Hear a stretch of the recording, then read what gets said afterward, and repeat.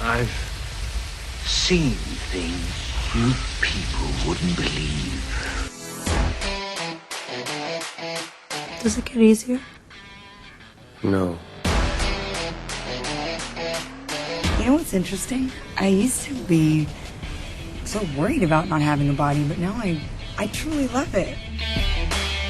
I am here because he sent me here. He wants me to come and work for you and steal your secret. First of all, I love my mother. She was a wonderful mother. Just repeating what you told me. Secondly, how dare you compare my mothering to my mother? Jojo, I know you miss me, but I'm out there trying to make a difference in the world. And while I'm gone, I need you to take care of my Rosie. Can you do that? Yes, Dad. Thanks. She's doing what she can. All right, welcome back, everyone, to another special episode of the Best Thing We've Seen podcast. My name is Flo. And I'm Gabe. How are you? How are you? Good, man. I'm good. Excited to have another special episode on the books, you know. How are you doing? Yeah. Yeah, I'm good. I'm tired as always, but I'm excited for this because it's just so many good films. And it was so hard to put a cohesive top 10 list. It's a good word. It's a good word. Yeah. Cohesive? Yeah, cohesive, yeah. Yeah. I wrote it down. no, I didn't. Well, before we get into the special episode and sort of the logistics behind that whole thing, I want to mention one thing really quickly. We usually if it's not like related to the person that we do the special episode on, we tend to postpone topics like that for the next episode. But yesterday, evening, I read the news that I don't know if you heard this, but that I read something about a film that is going to be made in the near future that has me so excited that I need to talk about it now. All right, I haven't heard anything about that. Yeah, Netflix. They have. I'm going to read this now. So they have committed their largest budget so far for a production, right? Called The Gray Man. All right. Directed by the Russo brothers. All right. Who obviously did the Avengers films, if you don't know, and more. And it is an espionage thriller, right? Starring Chris Evans and Ryan Gosling. I mean, what? It's got a $200 million budget. Jesus Christ! What do you need that big of a budget for? Like a spy thriller? No idea. Jesus. But I can already tell you that is the best thing I will see that year. You kidding me? That's like the perfect movie, no? The only thing about that sentence that excited me was Ryan Gosling. I know, but that's something. Yeah. Oh, sure, come on. You like the Russo brothers, no? I mean, all right. Don't dislike. I like their Avengers films, but yeah. I don't think I've ever seen anything you apart from Community? that really stood out. Yeah, Community and Arrested Development, but yeah, that's quite different. Well, they're now doing a film called Cherry with Tom Holland, so they keep working with their MCU actors. But that's obviously going to be for, I don't know when that movie's supposed to be shot or when that's supposed to come out. But obviously it's supposed to come out on Netflix, so it won't be postponed due to the virus. But funny that you said Chris Evans, because when I was looking up Scarlett Johansson films and films that I might have missed, I came across Little Shop of Horrors remake, which also stars Scarlett Johansson and Oh, I didn't know that she was in it too. Yeah, apparently. I only read about him being in it. Yeah. Well, according to Letterboxd, I don't know if it's actually confirmed or just somebody just put it up there. Gotcha. Well, they worked together 3 times already. Obviously more if you count every single Marvel film, but like apart from the MCU, I think they did. They did a movie called The Nanny Diaries. They did a movie called The Perfect Score, and obviously the whole MCU. I don't know if I'm missing one other thing. Well, obviously those films didn't make my list. Otherwise, I would have known. Yeah. I just want to make sure that I don't miss out on one, because I was surprised as to how many times they've actually worked together. But I think those are the main things, and that's a perfect segue because obviously today's special episode is around Scarlett Johansson. One of the... I was thinking about this. Wouldn't you say that she's like the number one actress right now in terms of status? I'm not saying she's the best actress, but like there's no one more well known than her, no? One of the like, I don't want to say up and coming, but not like the same level as like Meryl Streep yet.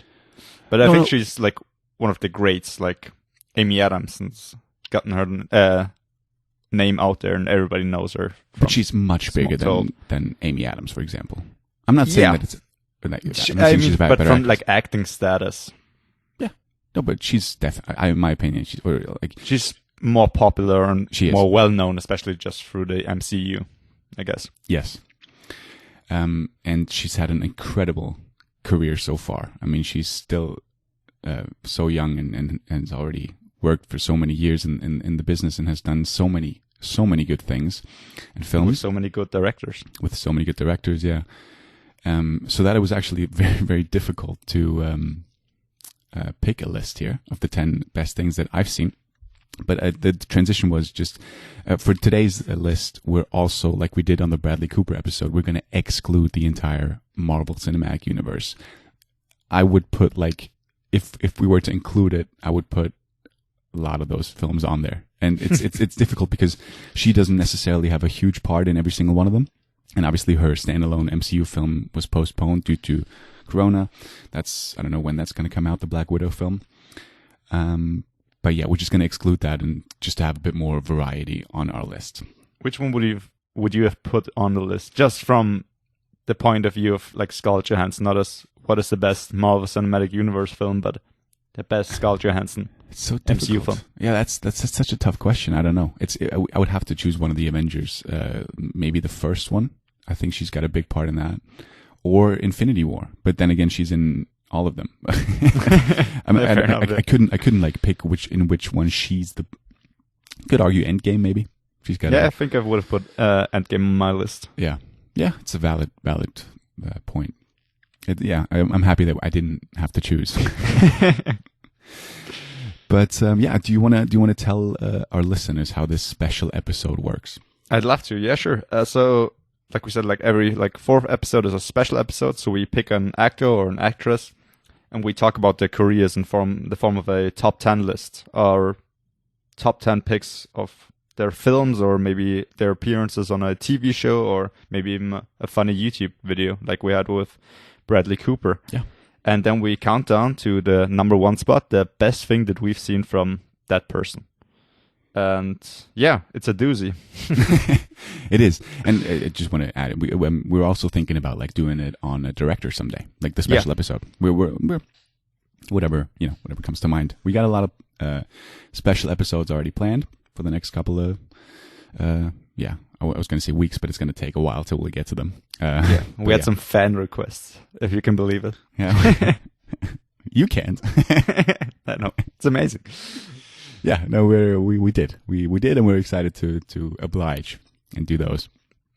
But it is a doozy. I mean, this was the toughest list by far so far for me, because I don't know. Would you consider yourself like a big fan of Scarlett Johansson? I wouldn't say a big fan, but I'm a fan of a lot of her films, and that's why it was so tough. Because I looked it up, and according to Letterboxd, she's my most watched actress after Samuel L. Jackson. Sure, he always has to be number one. He's in everything. Yeah, he really is. But Scarlett Johansson just did so many good films. I mean, of course, part of why her filmography is so big already is because of the MCU films. But just apart from that, there was so many films that I had a real tough time like picking like top 5 or even top 7. Yeah. Because I think pretty much, from like 0.7 on, they're all like, I rate them 8 or higher. Right. Which is quite high. It is. I'm excited to hear where your list is going to be, because obviously we don't know what the other one will, or how the other one's lists will look. Yeah, but I mean, would you consider Scarlett Johansson like one of your favorite actresses? I would not. But I'm not saying I love her work, and I think she's a great actress. But I don't think of her as one of my favorite actresses. I do think of her as one of the most accomplished actors in terms of her filmography as well. I think as we said, her filmography is quite incredible. I mean, she did so many great things already, and I'm excited to see what she does next. I mean, she's got a lot of things ahead of her. I'm sure, a lot of great things. Looking at my list, I thought it was quite funny because she's quite young, and she was quite young when she filmed a lot of her most famous roles, like Lost in Translation or others. And the thing is,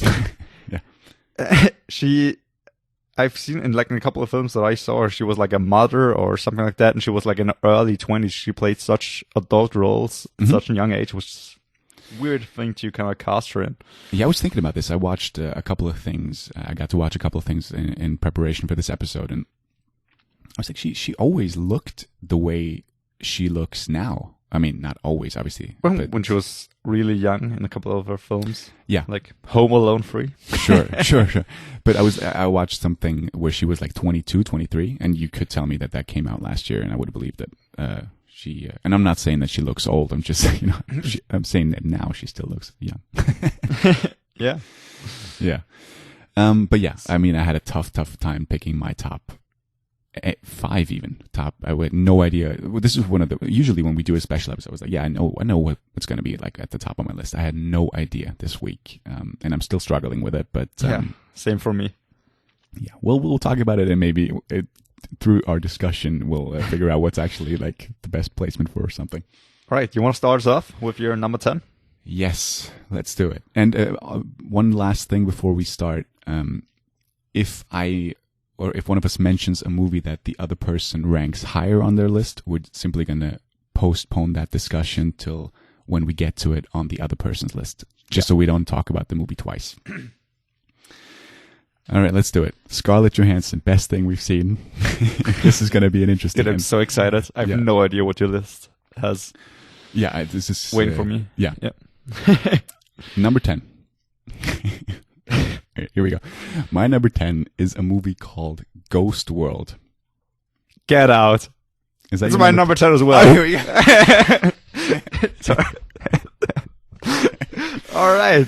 I'll see you again next week for number 9. We did it again. We did it again. The synergy has been off the charts lately.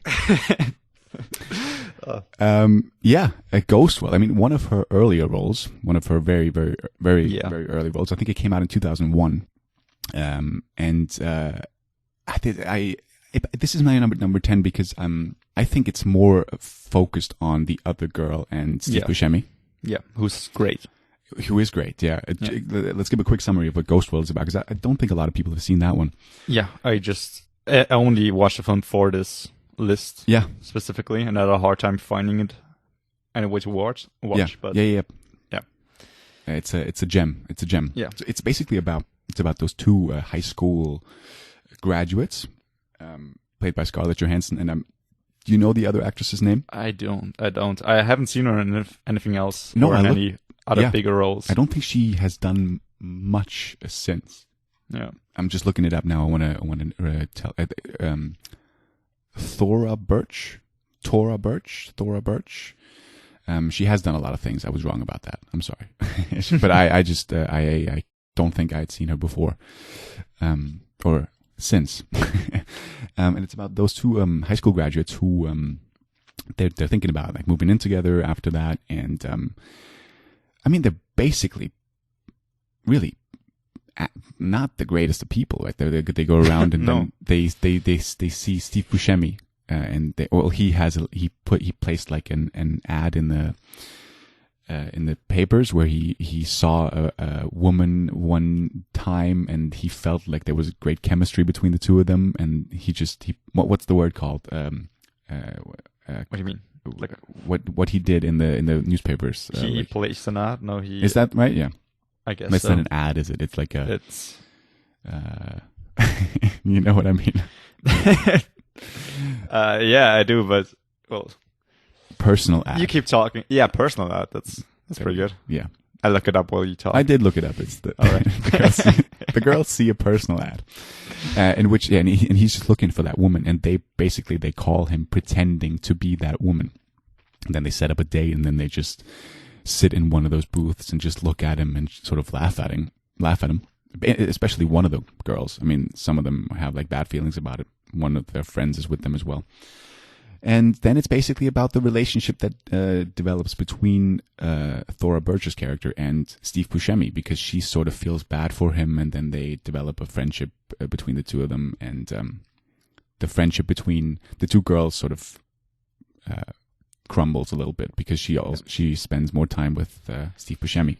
Yeah, and they kind of start off as like those bit of social outcasts, I guess.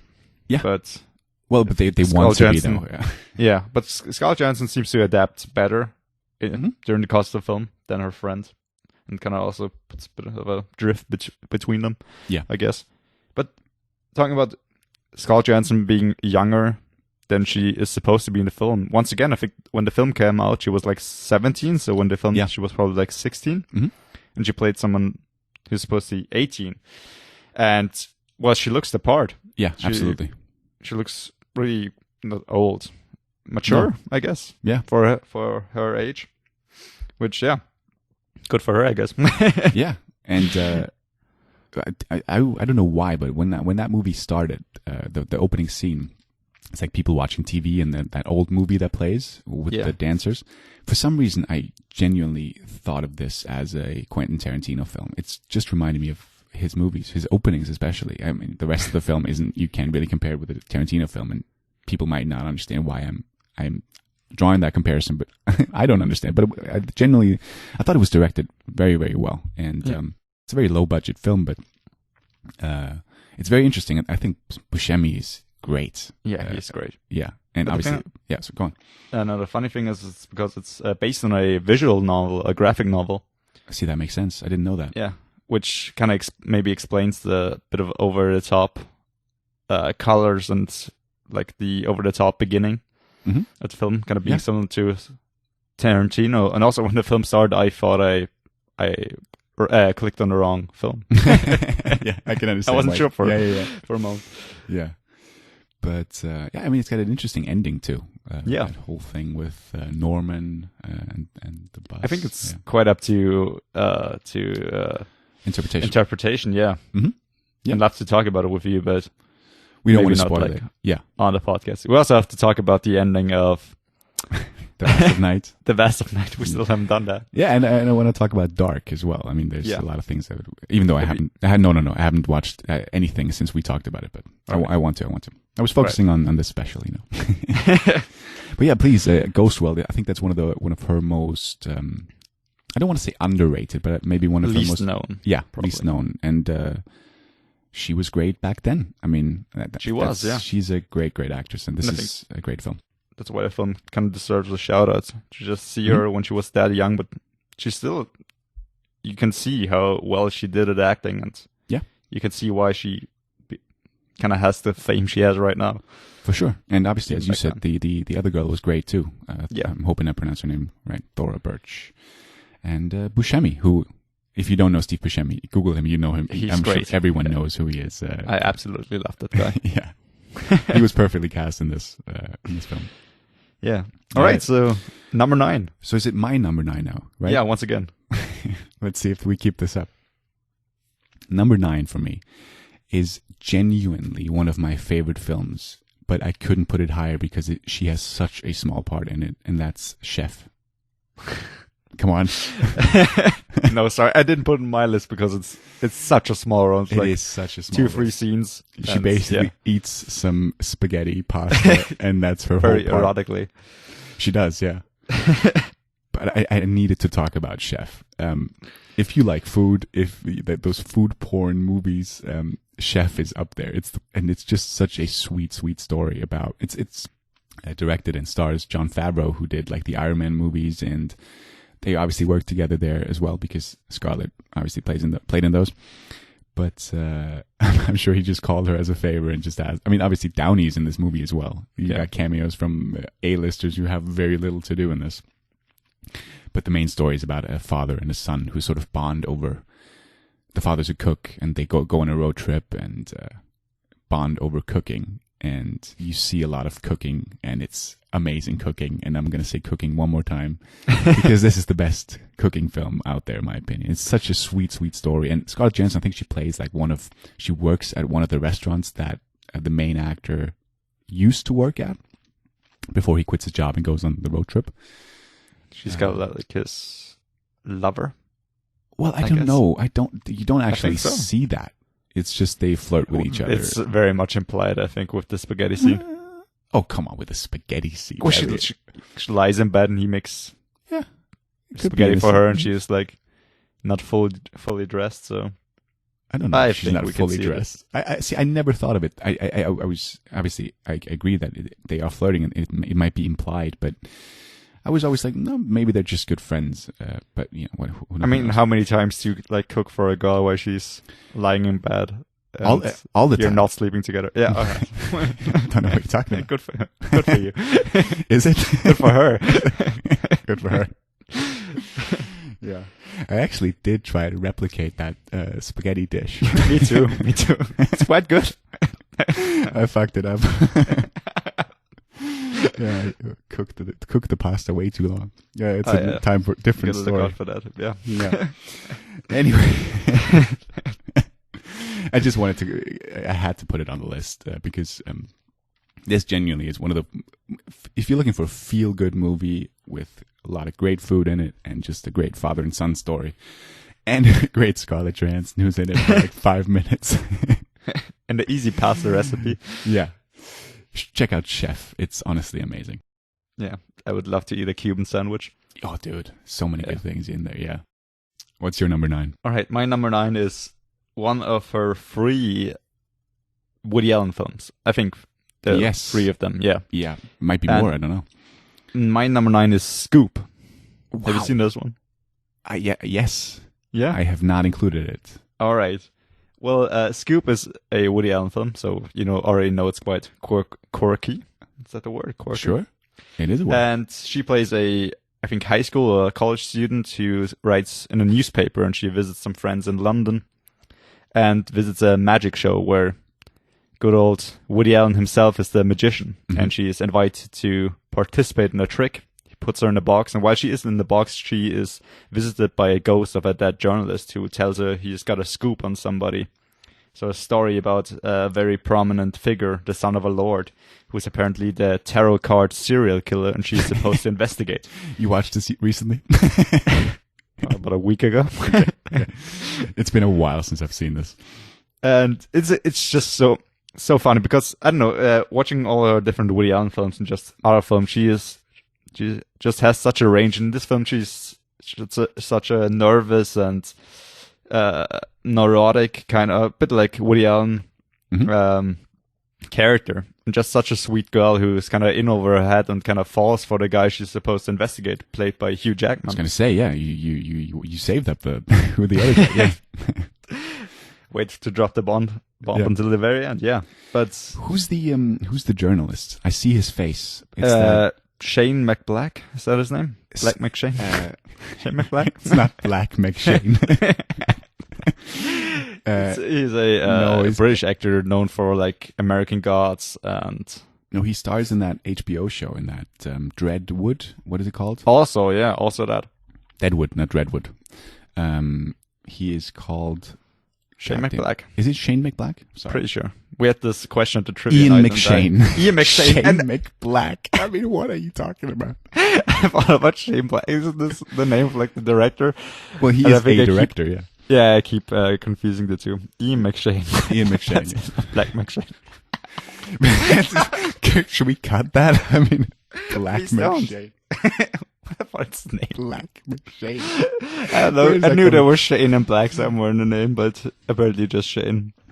But isn't he on like a pirate ship or something like that? In the beginning, he's like on the ship with Death and other dead people, and they, like, I don't know, like, it's not the river Styx, I guess, because it's not Greek mythology, but he's on that ship and he meets the dead secretary of the tarot card killer, or the person he thinks is the tarot card killer. Okay. And she tells him she thinks he killed her because she found out about it, and so he has this scoop and he wants to share it with Scarlett Johansson. Yeah.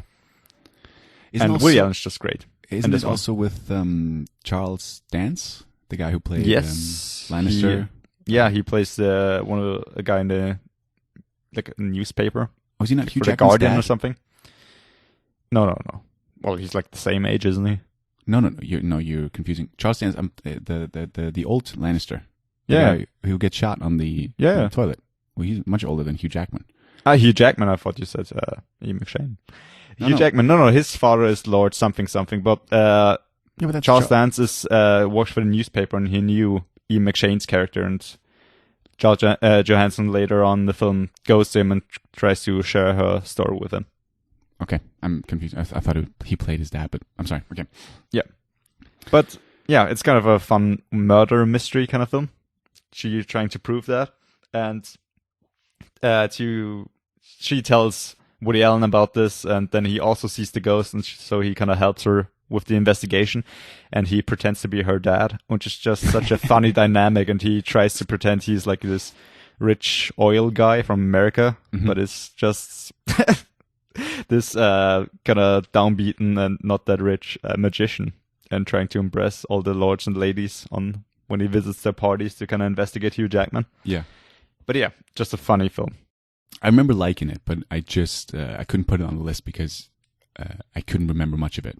I remembered certain little moments, but like the overall story, I couldn't tell you anything about it. I just remember like the end. I don't want to spoil that. I do remember vaguely what happens there. Yeah. But yeah, we're going to talk about a lot of Woody Allen films, I'm sure. I'm sure, yeah. It's quite macabre. Is that a word? Macabre? You like involving death, like dark? What you're trying to say? There's quite a lot of jokes with like death in it. Yeah. In it. Yeah. I don't think that's a word. I think that's a German word. You're trying to. I think in English it's macabre. Macabre of. Is it? Macabre. You're right. I don't know how to pronounce it. Macabre. I'm sure I'm right. Jesus Christ. All right. I'm terrible with names. My number 8 is Under the Skin. It's higher. Fair enough. Yeah. My number 8, I know is higher on your list, is Her. Not a lot. I think let's just talk about it. It's my number 6. All right. Yeah. Well, I think, if you don't know what Her is about, it's Joaquin Phoenix's character in the not so distant future, I guess. Mm-hmm. And he installs kind of an AI in his home and kind of falls in love with her. And that AI voice is voiced by Scarlett Johansson. Yes. And this is considered as like one of her best. I know it sounds stupid because she's not even on the screen, but I know for a fact that a lot of people consider this as one of her best performances. And I kind of have to agree, dude. I mean, it's quite amazing. It's really good, but then again, yeah, it's just her voice. Right. And I wasn't as huge a fan of the film as pretty much everybody else is. Okay. Or pretty much everyone that I talked to. I think it's a good film, but I don't think it's that incredibly great. I would have to agree. I love it because Rooney Mara's in it. Yeah, and Amy Adams. And that's right. Look at that. Both of our movie crushes are in that movie. Yeah. And it's not Scarlett Johansson. Loaded. What are we talking about? Now let me ask you, does Black McShane make an appearance in Her? I forgot. It sounds very dirty. Does it? Make an appearance in Her. I didn't even think of that. But I don't know. He makes an appearance in Her. I mean, what are we talking about here? Yeah, but Her, I mean, it's a Spike Jonze film, who's one of the most acclaimed directors and visually stunning directors. Very recognizable and beloved He's visually films. stunning. He's a gorgeous looking man. Is he? No. Yeah, no, his movies are absolutely gorgeous, and Her is certainly no exception to that. And I mean, it's it's interesting because that movie came out, I don't know, 2013, maybe. Maybe. It's just more and more relevant. I'm sure people are going to fall in love with their AIs sooner rather than later. But I mean, people kind of already fall in love with like video game characters or like those weird fucking puppets that you can buy. Dude, if I had Scarlett Johansson in my ear, she's got a great voice. I mean, what a voice. Maybe she'll start a podcast. I don't know. Yeah, we should have reached out. But she's not on any social media, so... we should have just called her, you know? We should have just called her, yes. God damn it. Next time, yeah. But it's a very quiet and slow film. Not a lot happens, I guess. It's just this guy slowly falling in love with his computer and kind of trying to justify it to his friends and becoming more of a recluse, I guess, as well, from other people. And yeah, we talked about the movie on the Amy Adams special because Amy Adams, obviously, she plays his neighbor and sort of the real life connection that he has as opposed to the AI. And it's a very sweet and sad and also heartbreaking story. I mean, the ending is very, very. It sounds like I'm spoiling anything. I really wasn't gonna, but the way that they resolved the relationship between him and the AI, I thought was very, very well done. Because I watched this again. I watched the ending again, just to refresh my memory, and it's really good. I mean, if you think about it, that it's actually just an AI that he's talking to. It's remarkable that how much it actually works and how you feel for him. It's well done. Absolutely. Go Spike Jonze. Yeah, and Phoenix Spike Lee? and No, Spike Jonze. Spike Lee. Yes. Spike Lee somebody else. No, yeah, Spike Jonze. Yeah, and the actors are great. Yeah, for sure. All right. What's your number 7? My number 7 is it's going to be interesting. I think that might be higher on your list. It's Jojo Rabbit. It's higher, yeah. Okay. A bit. Yeah, fair. My number 7 is Vicky, Christina, Barcelona. That's higher for me. All right. So Wow. wait. We're now on a roll. Like it was working so well, and now we're just postponing everything. Well, so my let's number see. 6 was her. All right. What's your 6? Lost in Translation. Yeah, that's the controversial one that did not make my list. I All don't right. like that movie a lot. I liked it quite a bit, and I think I would have put it higher on my list, but it's been so long since I've seen it. I've seen it like once, Okay. about 8 years ago or something like that. Mm-hmm. And I just didn't remember enough of how good the film is to talk about it in like and say it's like my number 3 or number 2 or whatever. Right. And yeah, and then again, maybe if I rewatch it now, I wouldn't like it anymore because it's been such a long time. But I do remember it being just a great film, and I think everybody has seen it by now. This is probably her most, maybe her most well-known outside the MCU. Yeah, maybe. And her most critically acclaimed movie. Yeah, it's like also kind of the film she got famous for, I think. That's always a difficult question because I don't remember it, but I know The Horse Whisperer was one of the films that sort of jump-started her career. And I have no idea what that is, but Horse Whisperer, the Redford film.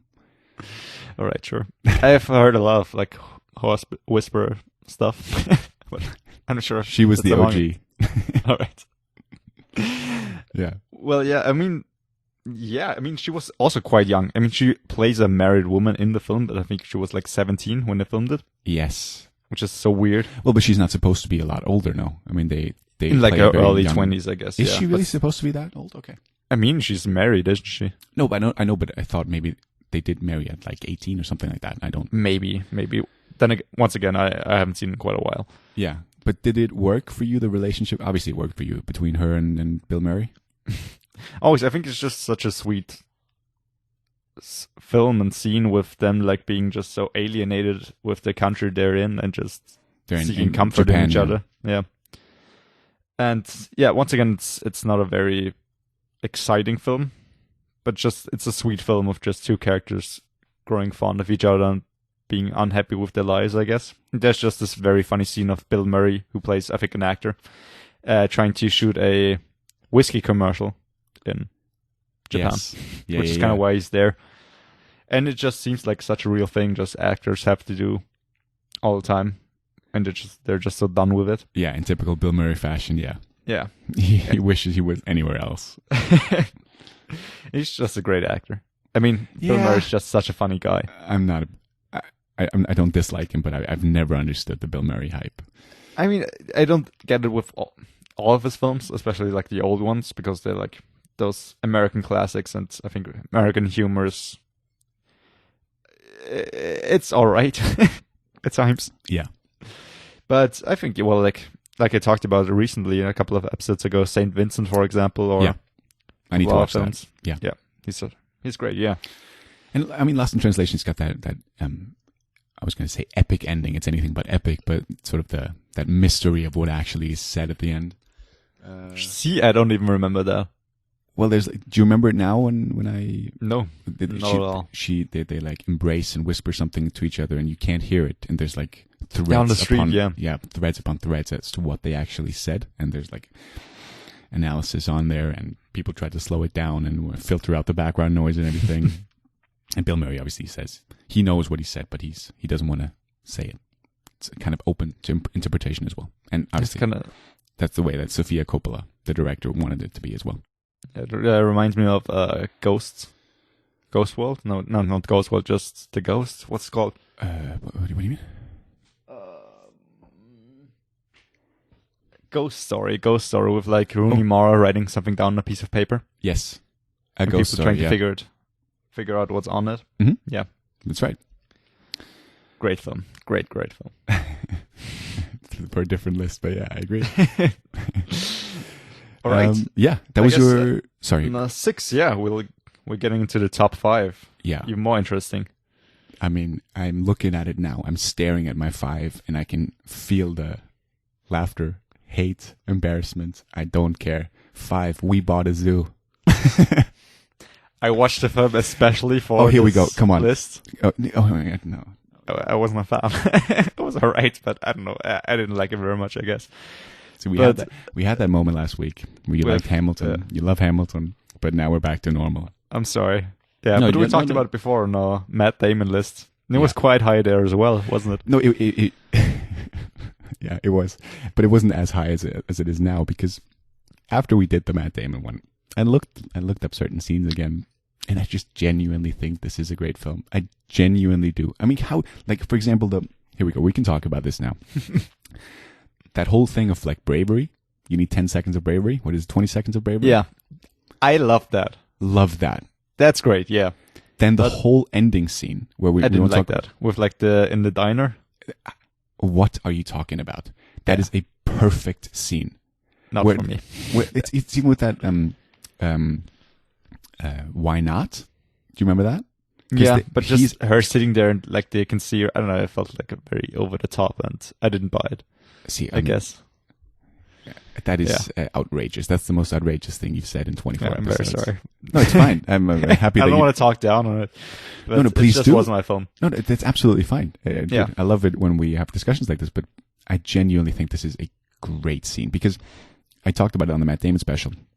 He is sort of asked halfway through, why did he buy that zoo? And his response is, why not? Yeah. And then at the end, the way they resolve that, I think is awesome. But the whole, I know this movie gets shit on so many times and people hate that film. It's directed by Cameron Crowe, who's also a very, very, he used to be a beloved director, and obviously his more recent stuff has sort of been, less critically acclaimed. Has he done anything in recent years? Well, he did Aloha.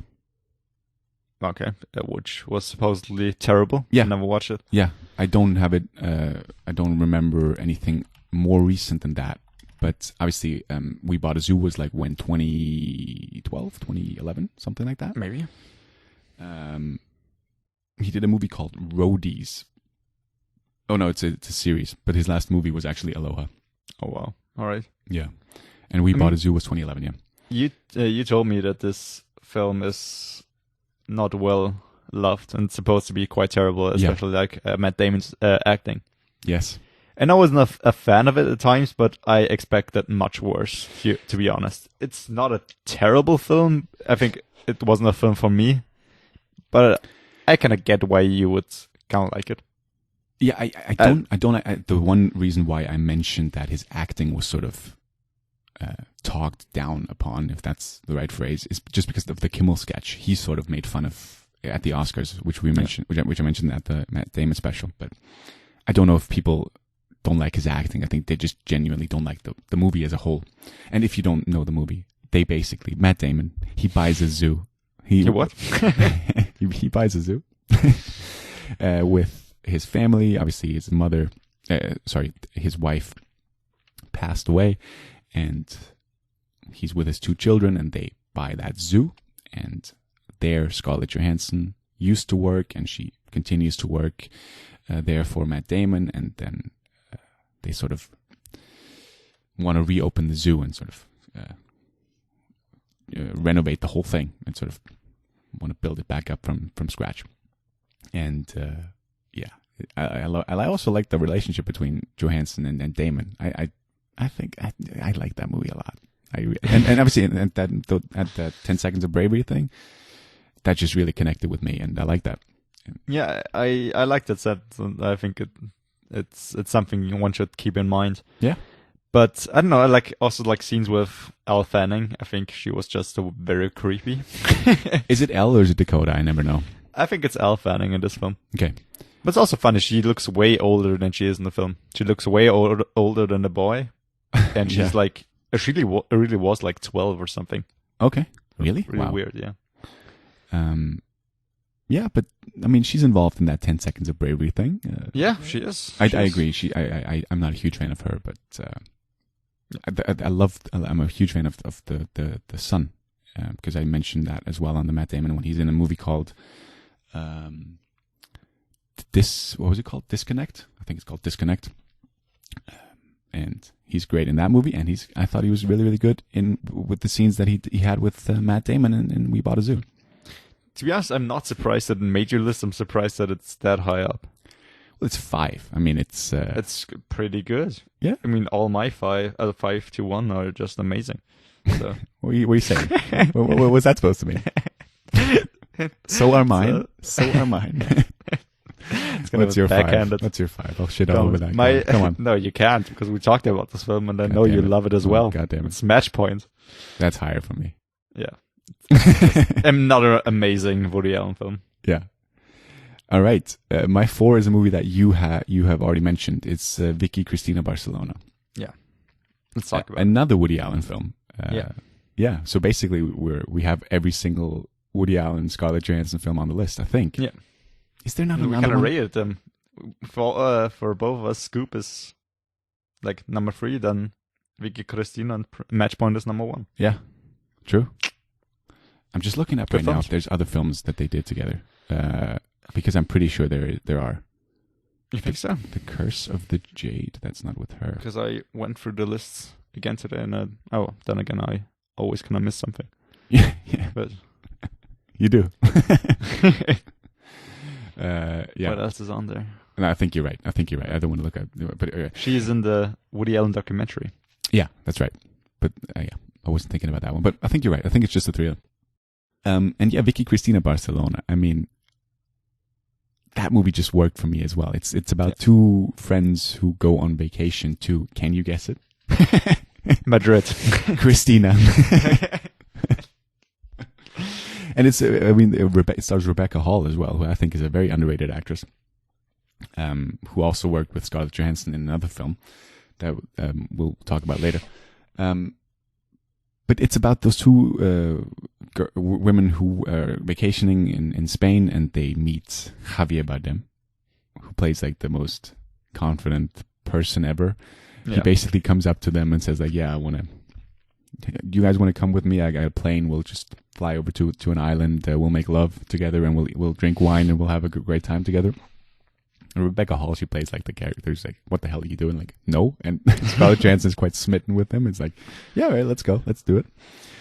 And in typical Woody Allen fashion, I mean, everything sort of erupts at the end, and everything goes bad, and things happen that you don't quite expect, because then the ex-wife of Javier Bardem is played by Penelope Cruz, who I think was even nominated for this movie, which I never understood. Did she even win?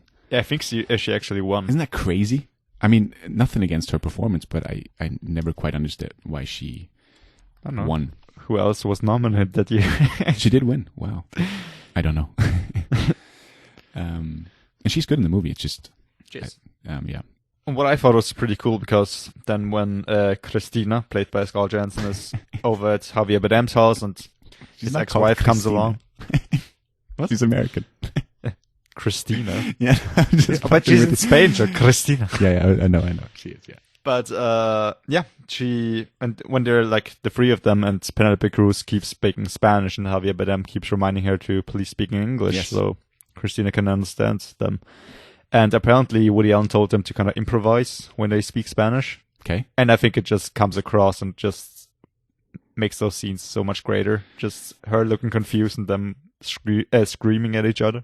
Yeah, because she only understands Chinese. Yeah. Because she studied Chinese. Yeah.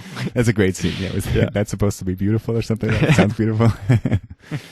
But yeah, it's interesting because obviously Penelope Cruz and Javier Bardem are a couple in real life. So I'm sure that dynamic, when you said they had to improvise, I'm sure that wasn't Were anything. they a couple before that? I don't know. Or did they like meet through that film? It's a very good question. I do not know. I was going to say, I'm guessing they were already a couple, but I can't base that on anything. I think there's also just this great scene where Christina and Javier Bardem, I forgot his name, whatever, in the film. Juan Antonio? Juan Antonio. That's it. I think. And they visit his father. Oh, no, sorry. Or it's Vicky, Rebecca Hall and him who visits his father, and he talks about Penelope Cruz, his ex-wife, and he's like, oh, what happened to her? So I still have wet dreams about her at my age, and he kind of laughs at them. What? I don't remember that. But yeah, I mean, I don't want to give away much more because this is people hate Woody Allen for the right reasons. They oppose his films for his personal life. Fine. Yeah. I like his movies. I have to be honest here. I like his movies, and they do sort of always follow a certain path. They start off as a sort of romantic comedy. Well, not every one of them, but they have like their he has like a recipe, right? And then everything sort of turns, and things get quite dark as well. And that sort of also happens in this film, and it just works for me. And Vicky, Christina, Barcelona is a film that I really enjoyed a lot, and Scarlett is just very, very beautiful in that film. Yeah. I'm not saying that. Yeah, she's in every she is in every film, but that one stood out to me. It's just such a slice of life kind of film. Just what happens with two people who have different expectations of love, and kind of get confronted with that kind of person, Juan Antonio. Yeah. But also, it's one of the few films where I like the narrator. I'm not a huge fan of narration films. You're not a huge fan? I think there really works of like a narrator, like explaining to you what people feel. Yeah. Who's the narrator? I do not know. I can't remember there being a narrator. It's been a while since I've seen this too. Yeah, I rewatched it yesterday, okay, especially for this list, and I was surprised of how much I still liked it. I see it now. Christopher Evan Welsh. I've never heard of this name, but yeah, me neither. I love narration. Does a great voice as a narrator. I know we differ there as well. I really like narrations in movies, even though it's a kind of a lazy tool. Yeah, I do like it though. And he died. Christopher Evan Welsh. Yeah, lung cancer, 2013. Oh God, dark twist. All right now. Yeah, let's. But the Juan Antonio. I mean, Javier Bardem. He's sort of you kind of want to be like him, though. I mean, his confidence is to be admired. Yeah, yeah, and I think if I was a woman, if I was a beautiful woman, Gabe, let's picture this scene. I already am. Yeah. I think his approach might work on me, you know, and I don't think there's anything wrong with it. He's. No, I mean, he doesn't have any bad intentions, and he's just open, honest about what he wants. Yeah, yeah. I kind of like that, you know. And just talking about Christina, Scarlett Johansson in this film, I think it's just a cool journey what she goes through and how she changes when you look at her from like the beginning of the film and her expectations of her wanting a passionate and over the top relationship, even if that means getting hurt. And then her becoming more confident in what she wants, because at the beginning she hangs on like every word Juan Antonio says. Yeah. And just kind of wants what he has and wants to be his muse, I guess. And then towards the end, just her being like this confident person and people kind of listening to her. it's kind of a cool thing. It's a journey of self-discovery in a way. Yeah, it is. That movie, yeah.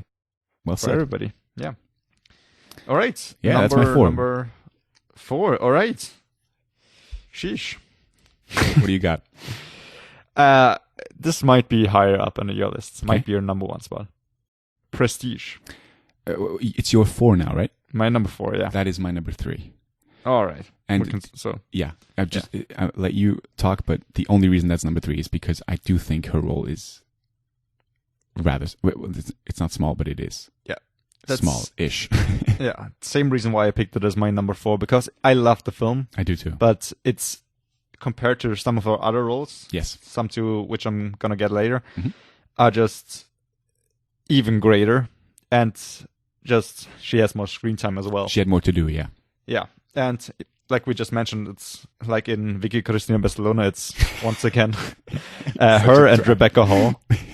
And I just love saying that name. I know you do. Just you know what name I love? You know what name I love? Christina. Black Fiction. It's a good one. Yeah, I mean. But her and Rebecca Hall, and like in Scoop, also with Hugh Jackman. Yeah. But it's a cool film. And I think it's also quite well known because it's a Christopher Nolan film. Yes. And it has a kind of, not a cameo, but an actor in it. Who's just fucking great. You can say that David Bowie is in the film. David fucking Bowie, yes. Yeah.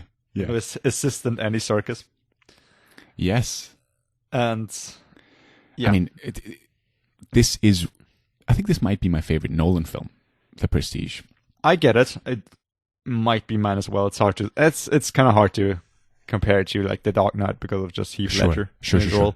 Of course. But yeah, it's fucking amazing. And it's about 2 magicians in like the 19th century or early 20th century, and them kind of trying tricks and to kind of one-up each other. Mm-hmm. And kind of their rivalry, and also kind of how much they have to kind of sacrifice of their personal life and the people that they love to kind of become better, and it becomes this feud of them hurting each other. And yeah, it kind of takes some twists, and it becomes more than one expects. Yeah, and especially the ending, dude. But yeah, I mean, they start off as friends, and I think then something goes wrong. I think the wife dies because of a mistake. He tied the knot too tight or something like that. Wasn't that how the movie started? Yeah, or something like that. And the feud starts off, and they go different ways, and then they sort of keep trying to one up each other. Yeah, yeah. One kind of like starts losing his fingers and something like that. Yeah, and then Scarlett Johansson, she plays the assistant to Hugh Jackman's character, who he then tells to spy on Christian Bale's character because he wants to figure out how he does his trick, because he found a way of teleporting himself, Christian Bale. And yeah, Hugh Jackman is sort of he's desperate to find out how he does it, and he sends his assistant Scarlett Johansson to investigate, but then she falls in love with Christian Bale, but she's married to Rebecca Hall. Rebecca Hall, yeah, and as you said, there's some great twists there. Yeah. And she Scarlett sort of plays a bit of a double agent in this, and she's sort of conflicted as well as to who she actually wants to help. Yeah. I mean, it's a tough film to talk about without spoiling anything, because it's just twists and turns everywhere. Yeah. But yeah. I think most people have seen The Prestige. If you haven't, please watch it. It's an absolute masterpiece. I think it's on Netflix, so you have no excuse not to watch it. Well, maybe they don't want to. That's not an excuse. Yeah. But yeah, it's fun to see. When I put the list together, I had sort of forgot that she worked with Rebecca Hall twice, and now it's the movie. It's my 4 and my number 3. So back-to-back movies where they both started. And I like Rebecca Hall as well, as I said. I think. And once again, both of them kind of having to deal with the same guy. Yeah. And kind of that kind of triangle. That's gonna. No. You could now critique the writing. That they're both once again just following the guys around, or sort of falling for the guys. which film came out first? The Prestige. Right. Well then, fuck Woody Allen. Why? Because he replicated it? Yeah. Yeah. And then he used the magic story for Scoop, which came out earlier. Forget what I said. Well, Scoop, I think, was before The Prestige. Yeah. No, it was same year. Really? All right. 2006, yeah. Or was The Prestige 2005? Yeah, no, 2006. Both 2006. But yeah, please, The Prestige, it's got magic in it. It's got a fantastic cast in it. David Bowie as Nikola Tesla. David Bowie is in it. You got a lot of hats lying around. So many hats, yeah. So many hats. Cats as well. Sure. You got some pigeons, or what is that bird? Pigeon, yeah, pigeon. Or dove. Doves. A dove. It's a John Woo film. It's a weird reference to whatever. Yeah, please check it. It's genuinely one of the best films out there. Check out The Prestige. I think we've actually made the John Woo reference before. No, yeah. We talked about Face Off. I know. I'm saying it's a reference to one of our earlier episodes. Yeah. All right. Number 3, right? That was my 3, yeah. So what's your 3? All right, that's your 3, right. My number 3, you talked about it before, is Jojo Rabbit. Wow, that's high. It's high. It's just a great film, and it's just a film where she has a lot to do, and she's just great, and she very much deserved her Oscar nomination for. You think she had a lot to do in that one? Yeah, kind of compared to like Prestige. No, but that's what I was going to say. That's just it's lower she's on also the list great. because she didn't have a lot to do. No, well, she's also like she's great in it. First of all, and she's a supporting character. It's also what she got nominated for. Yeah, but yeah, and I thought she had more to do, and her performance was more outstanding than it was like in The Prestige. I completely agree. But yeah, like I said, I think I told you this before we started. My top 5 was quite hard to put together because I love all those films. It's all good, dude. We bought a zoo on 5, so fair enough. Yeah, I feel much better about my list already. There you go. Should have put it higher. But yeah, Jojo Rabbit, it's quite new. I think in Vienna it's actually still playing in theaters because it kind of got interrupted with COVID-19, and now that there aren't really any new films coming out. Well, we talked about still it playing. In our first episode. Yes, we did. It was my pick of the week. Yeah, I think. Yeah, was it? Yeah, was it the first episode? I think it was the second. The first one was 7,500 and and Imaginary Idiots. Yeah. All right. Yeah. Second one was Sandler. Yeah, that's right. Stress Sandler. Yeah, Stress Sandler's End. Let's just try and recite the whole episode name. Stress Sandler's End. What was the other? A long episode. Yeah, but she plays the mother of Jojo. Of Jojo, who's trained to be a Nazi, and and she hides a Jewish girl in her house, and the son sort of discovers that throughout the film, and he is obviously trained to hate Jews, and it is a comedy. It's done by Taika Waititi, who is known for his comedic work. But I mean, I agree, it's a great film, and I was happy to see her nominated for this because I agree with you. I think she's great. I just think she didn't have a lot to do, but in the little time she had on screen, I thought she did tremendously well. Yeah, I mean, I think she has more to do than she does like in Prestige. Or I agree. I kind of agree. Other picks. Yeah, but she's just this very sweet mom, and you kind of see when at the beginning you don't know that she is hiding this girl. Yes. And you have like Jojo being a super Nazi and her kind of playing along. Well, you do know it if you watch the trailer. I'm not just saying we didn't spoil anything. It comes out rather fast. Yeah. But yeah, just her trying to be there also for her son when the father is gone. Her kind of making her doing like a beard with ash to kind of impersonate his father. Yeah. Both to be funny and to kind of get out all her frustration of being a single parent, and it's just such a sweet tale. Yeah, and I think I talked about it on the first episode as well. But that shot of the feet, if you remember that one, and how that sort of how he used that shot multiple times, I thought that was genius direction. Yeah, it's a great fucking film. Yeah, and obviously you got the director who's playing Adolf Hitler in this, and that's controversial in Okay, itself. yeah. But it sort of manages to balance humor and drama, in my opinion. It's a very, very fine line, but he somehow pulls it off. Yeah, and it's with like Hitler being the imaginary friend. Yeah. Becomes kind of. I don't really get the outrage because he's like played by Taika Waititi. Sure. What would you mean? The outrage that he plays him, or that he's in the movie at all? That he's like a funny character. Yeah. Hitler. But Sure. well, Taika Waititi is Jewish himself, so I think he kind of gets.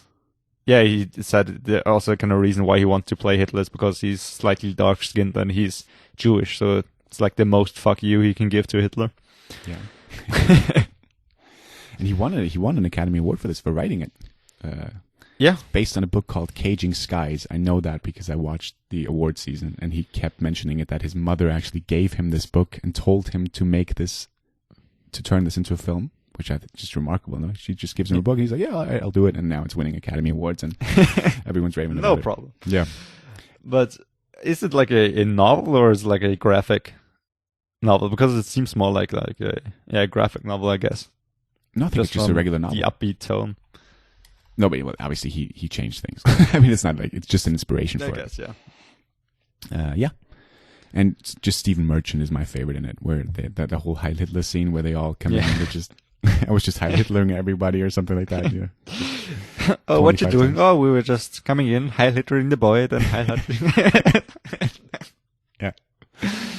All right. Yeah. Number 2, right? Yeah, my number 2. This might be your 1 or 2. It's going to be interesting. My number 2 is Marriage Story. That's a little higher for me. Well, Should we talk about it now? I think we can talk about it. Yeah, I don't want to steal your thunder, but it's like, right. No, fair enough. Yeah. So yeah, you talk about it. Go on. Yeah.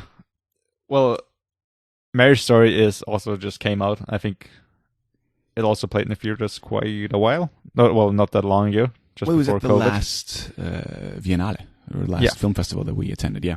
And it's a Netflix film. It's a Netflix original film, so you can just watch it online. Mhm. And it's by Noah Baumbach. Baumbach. I don't know how you pronounce his name, even more American. Yeah, Baumbach. Baumbach. And he's just a great writer. He also wrote quite a few scripts for Wes Anderson. He's a great writer. Yeah, he is. And that really kind of shows in this film because Scarlett Johansson plays like main character. She's part of a couple with, or a married couple with Adam Driver, and they want to get a divorce, but they also have a son.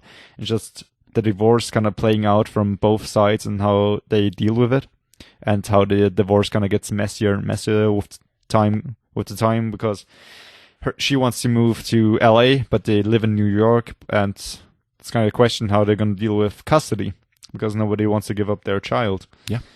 And it just begins with this beautiful scene of them writing letters about each other. Yes. And what they love about each other. And then it kind of cuts to them sitting in a therapy room. And apparently that was their assignment from the therapist to write down what they love about the other person. And she just doesn't want to read what she wrote about. Yeah.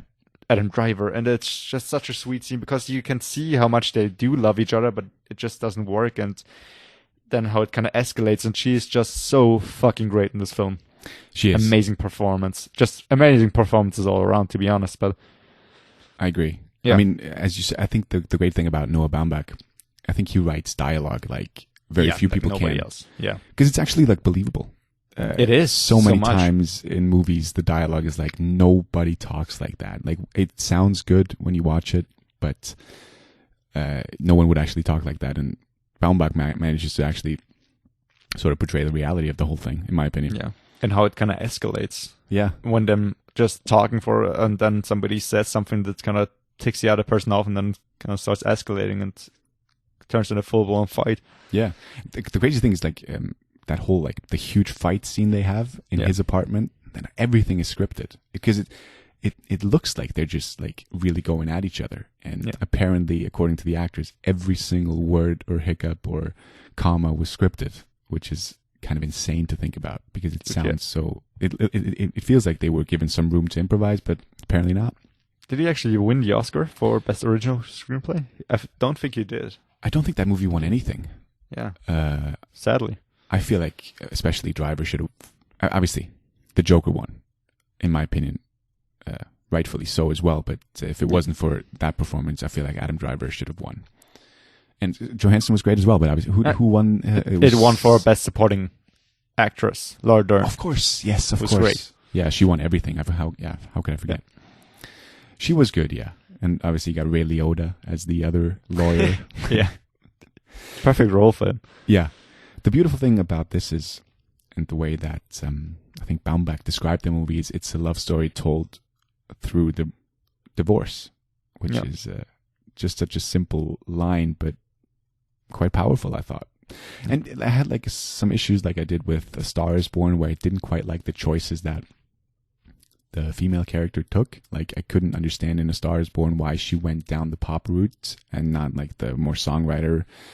Of course, she kind of gets forced into it by them telling her that's the way it's done. Right. Well, it's another discussion. I know. Yeah. But like in Marriage Story, I couldn't quite understand why she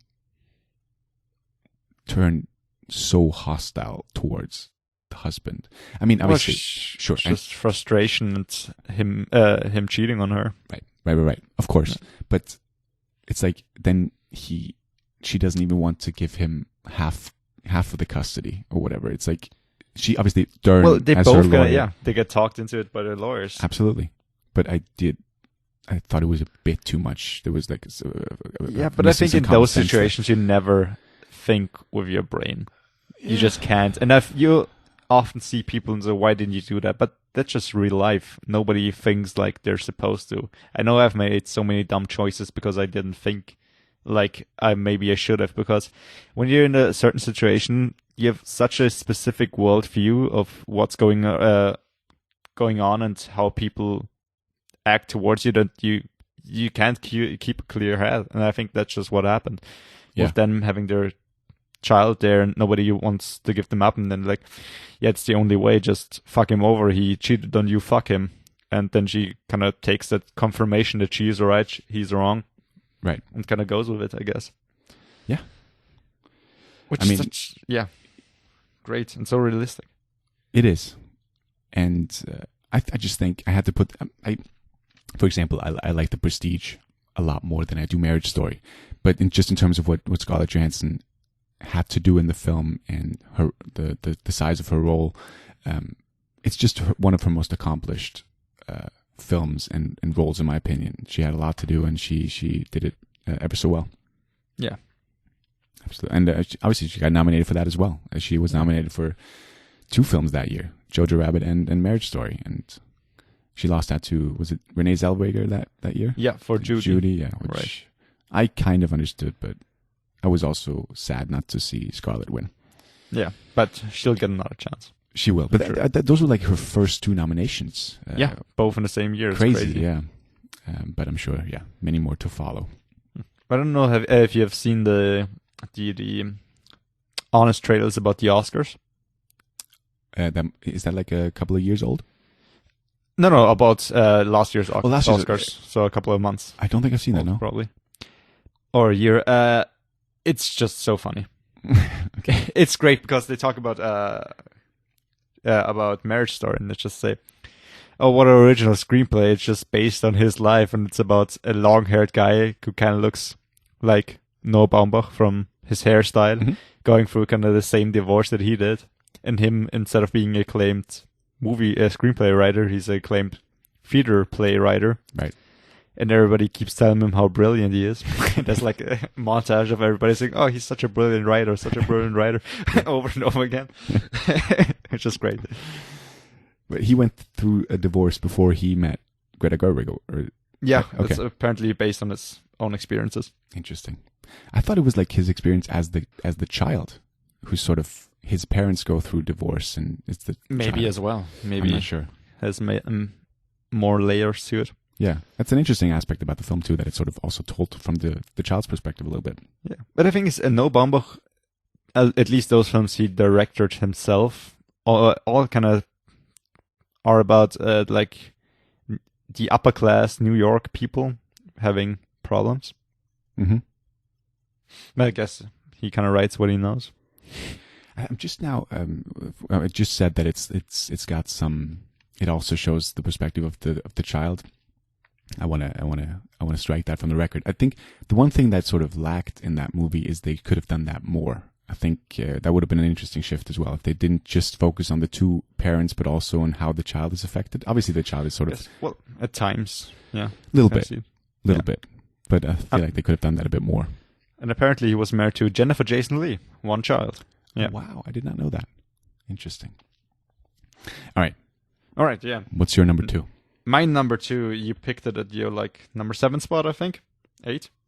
Under the Skin. Wow. And I remember you recommending me this film when we went out and shop for Blu-rays. Yeah. And I bought the film, and I loved it. And the reason I put it at like my number 2 spot is because it's such an unconventional film and such an unconventional role, especially for her. Mm-hmm. So Under the Skin is, it's this very weird film where pretty much nothing is explained. You don't really know what's going on. It's kind of up to your imagination. Even towards the end, nobody comes along and says, all right, that's where this and this is happening. It's just you seeing something kind of through her eyes and her going through the streets of England. Scotland, and the cool thing is she kind of rides along in this van and talks to people. And apparently most of the scenes with her just talking to random people in the streets through a van, they're real people who she kind of talked to, and they didn't know who she was. And then they asked them for permission, of course. Yeah. But it's a very weird. Maybe cut this sci-fi film.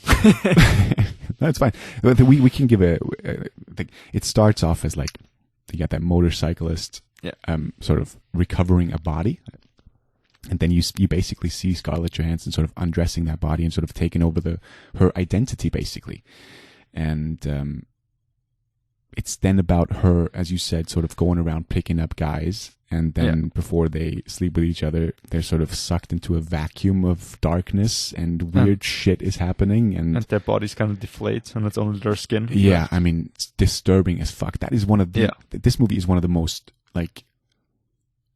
Maybe not scary, but one of the... I was tense throughout that whole thing, dude. That was so uncomfortable. The reason why it works also is the fucking soundtrack. Especially toward in those scenes where it's just those... It's completely black and just the man walking towards her and kind of sinking into the floor is so freaking good. Yeah, it's so unnerving. Yeah. But I mean, the visuals are also fantastic. You said that I think certain things do. You do realize what's going on at the very end. They do answer some questions. Still, there's nobody who says like, "All right, there's no narrator. This is who she is." Yeah, and she speaks very little. To pretty much never except for when she kind of tries to pick people up, I guess. Yeah.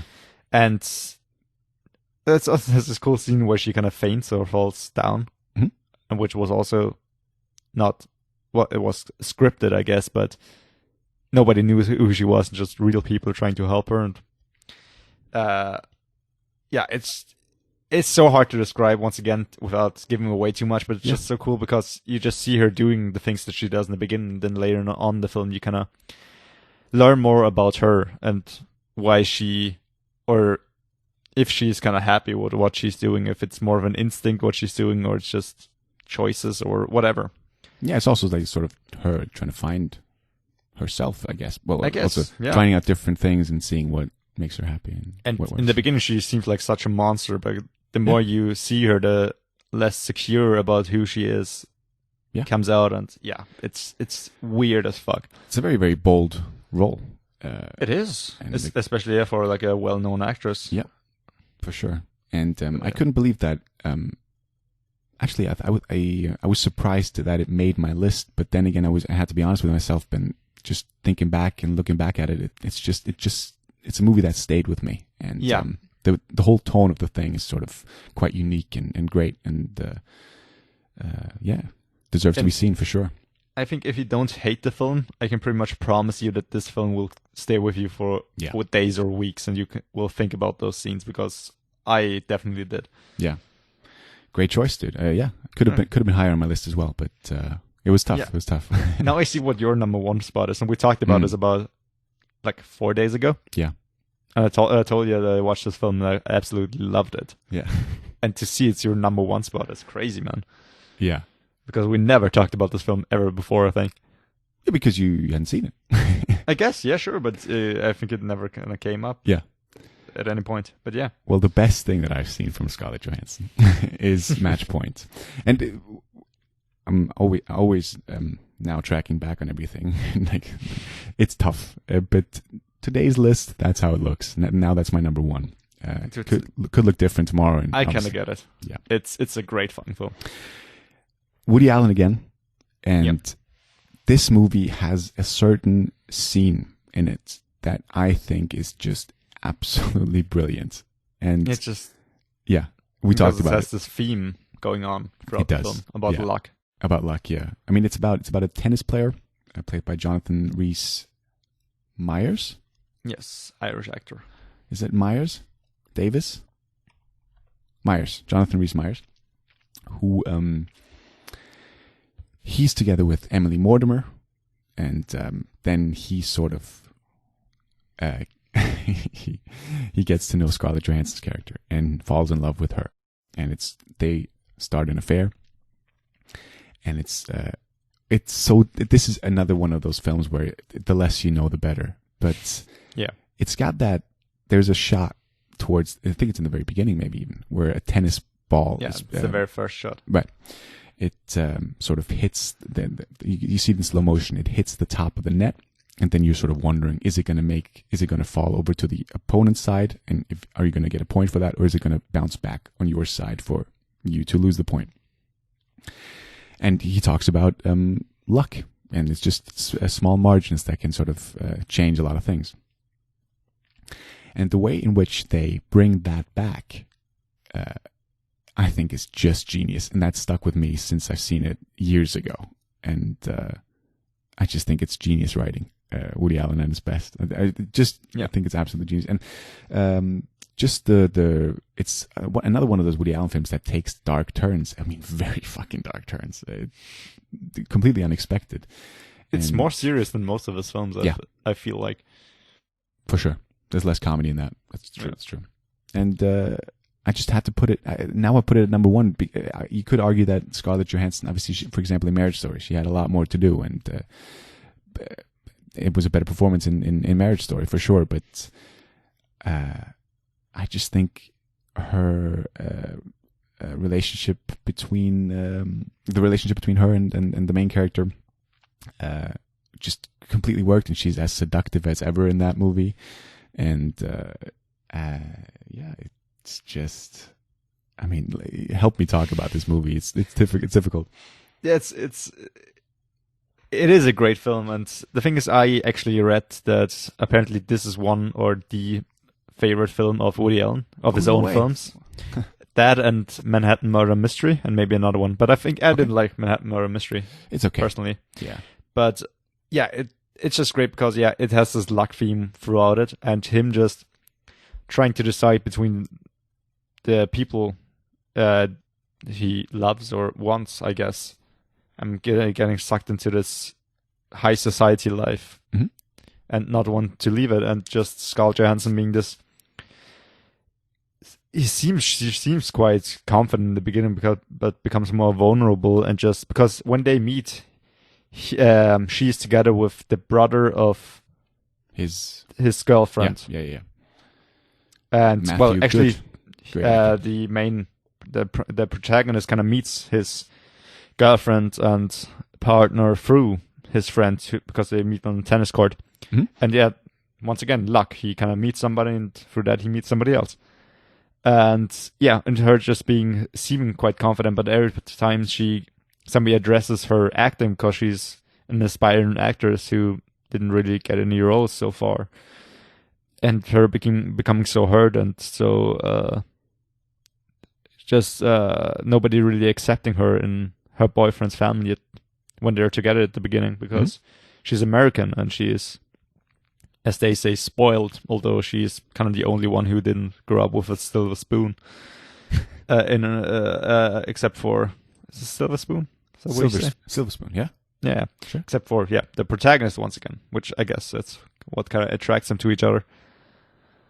And it's just you kind of really feel for her, don't you? I mean, yeah. I mean, but then again, she with a wink of an eye, she can have basically what she wants. No, I guess, yeah. But it's both sides of that, yeah, for sure. But yeah, I think it's just a cool Woody Allen film because it's so different.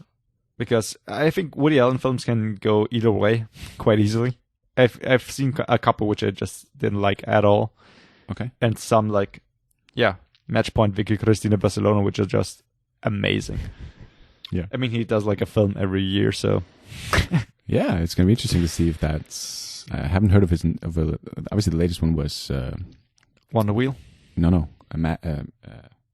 Was it? No, the Timothée Chalamet one. Ah, right, yeah.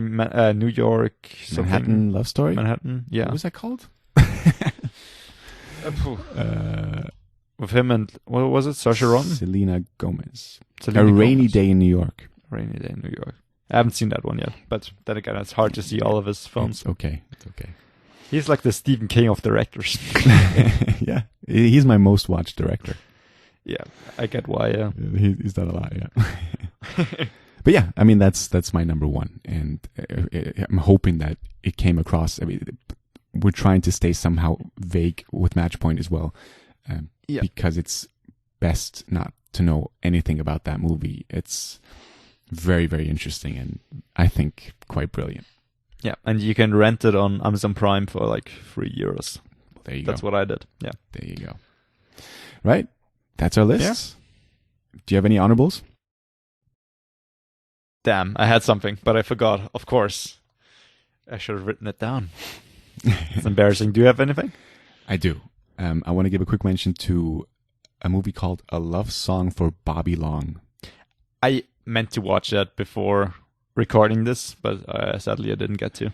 It's good. It could have made my list. It could have made my 10 or 9. It's about her, and it's about like it's with Scarlett Johansson, it's with John Travolta, and with Gabriel Macht, who plays Harvey Specter in Suits. I don't know how to pronounce his name. I'm sorry. We talked about him recently. Yeah. And I don't know who he is. It's about sort of Scarlett Johansson's mother passed away, and she, her house was sort of given to her daughter, and John Travolta and Gabriel Macht. They all had a different relationship with the mother, and then they all sort of lived together in that house. And Scarlett Johansson is a very early role as well, and they're playing like alcoholic writers together. They're friends, and they bonded. He was like a former student of John Travolta, and then they sort of help Scarlett Johansson get back on her feet, educational wise, because they tell her she can go back to school. And it's about the relationship between the three of them, and it's quite sweet. It was a good movie, and it's got some good music in it, because Travolta sings in it too. And he plays guitar absolutely horrifically, because he doesn't play anything. Like I talked about The Rocker, they actually like play the right chords, or they pretend to at least. And in this movie, I don't know what he does on the guitar. He strums one string, and apparently every single string plays. You know what I mean? Yeah. But no, whatever. It's a good movie. And also The Island. I like The Island, the Michael Really? Bay film. Yeah, I thought it was fine. It's fun.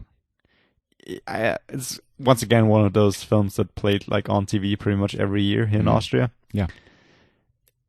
I did like it when I was younger, but I think I saw it not that long ago, a couple of years ago. Right. And I don't think it holds up very well. I don't know. I think it's an interesting premise, and I like Ewan McGregor, and I thought it was fun. That's right, yeah. But is there have you seen the other Boleyn girl? I have not which seen that nearly one. made my list. Oh, Once again, I haven't seen in quite a long time. I thought it would make your list. I have no interest in that movie. Yeah, but I hadn't watched it in so long, and I thought like Ghost World and Scoop deserved more of a spot because I could actually talk about it. Yeah. But Other Boleyn Girl is quite good. It's with Natalie Portman, who I love as well. Yeah. Sorry. Yeah, sorry. No, Go ahead. I have to think. I want to say another film, but of course, I keep forgetting. The one thing that I didn't get to watch that I wanted to watch was a movie called The Man Who Wasn't There, the Coen brother film. And I don't know how big her role is in that. I want to watch that as well, but couldn't find it anywhere. Yeah, I'm now hoping that her part is very small and we wouldn't have talked about it anyway. I also want to watch Black Dahlia because I was kind of interested in the story, but it's supposedly not that great. Or The Girl with the Pearl Earring, which is also one of the earlier roles, I think. Yes, another one that I haven't seen. And lastly, Hitchcock, which I actually have seen, but I actually watched it when it was out in theaters. Yeah. So quite a while ago, and I couldn't remember it well enough to kind of talk about it at all.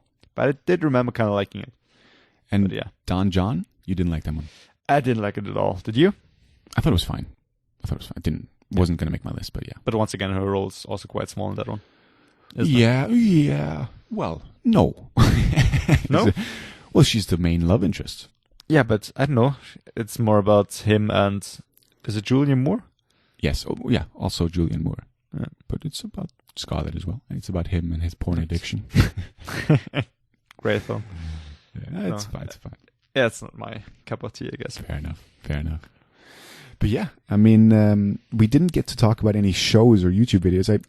She isn't in a lot of shows, is she? No, absolutely. And videos, YouTube videos or something, I couldn't think of one at the top of my head. Yeah. And there were a lot of movies that I wanted to talk about, that I was excited to talk about.